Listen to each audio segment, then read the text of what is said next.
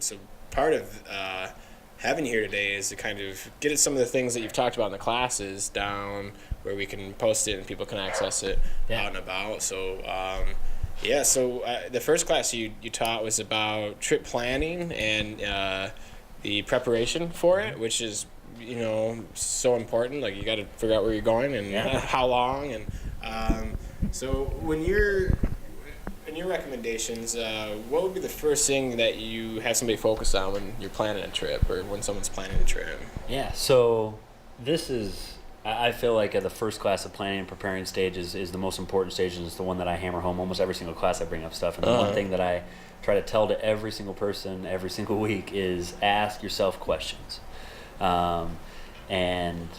Because the outdoors are going to test you in so many different ways, and you need to be prepared for those. And a good way to do that is to know what you get yourself into. You're not going to know unless you ask yourself questions. So, ask yourself questions on, like, what am I wanting to accomplish with this hike? What am I wanting to see? Am I wanting to see, huge snow-covered peaks up in Glacier? Or am I want to go, like, hike through the desert? Or I kind of want, like, meandering hills of the Appalachian Trail. Figure out what you want to see. Figure out how much you're willing to commit to it too, because if I have months and months of time and I have some resources, maybe a through hike doing the Pacific Crest Trail or the Appalachian Trail, maybe that's what you need to do.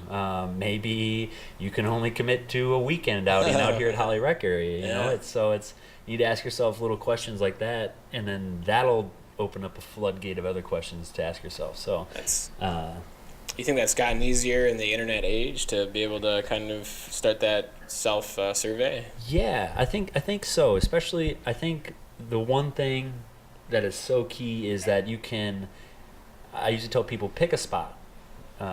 If you don't know anything, just pick something that looks cool.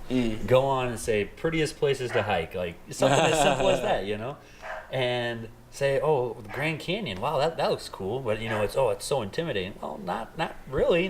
Go and research it, and they have guidebooks. Every single major trail in the United States has a guidebook that you can read and research. And do you feel that's a lot of what you do is make some things that seem unobtainable reachable? Or definitely, and that's what's so great about. Everybody always talks about, I'm going, after I graduate high school or college, I'm going to go backpack in Europe or travel the world. There's so much to see here. And it's so accessible.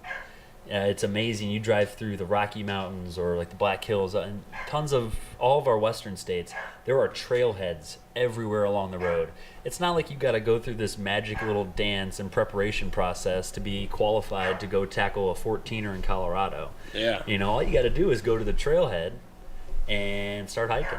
Like it can be as simple as that, especially if you take the time to prepare and ask yourself questions. Know what you're getting yourself into. But yeah.